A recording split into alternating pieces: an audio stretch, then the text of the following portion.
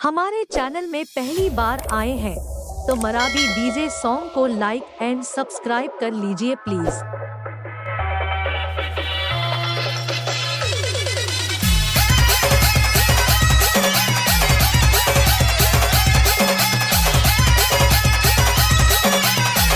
अब बजेगा Marathi DJ song.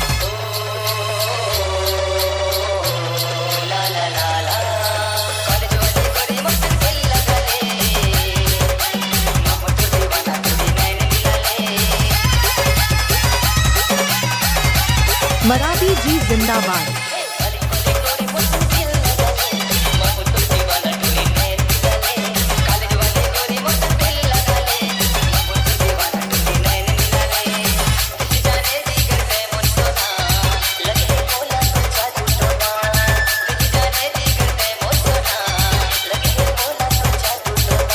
Shiva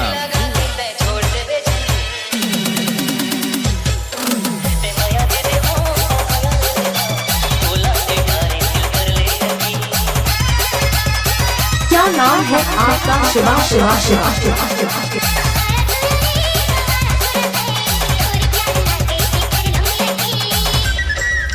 Shiva Maravi Nigaura.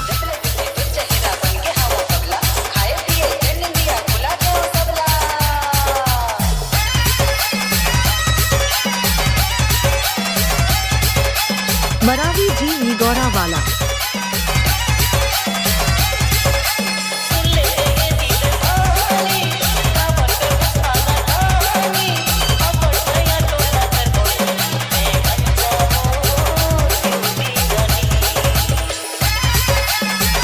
अब बजेगा मरावी डीजे सॉन्ग।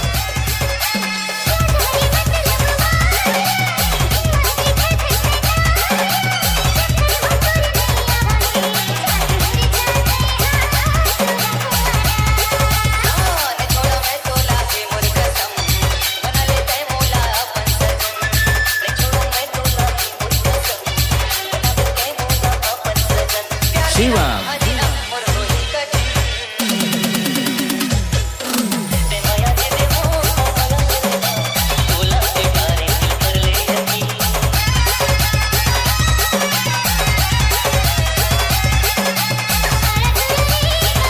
मरावी जी का पूरा गाना सुनिए, मजा आएगा सुनिए।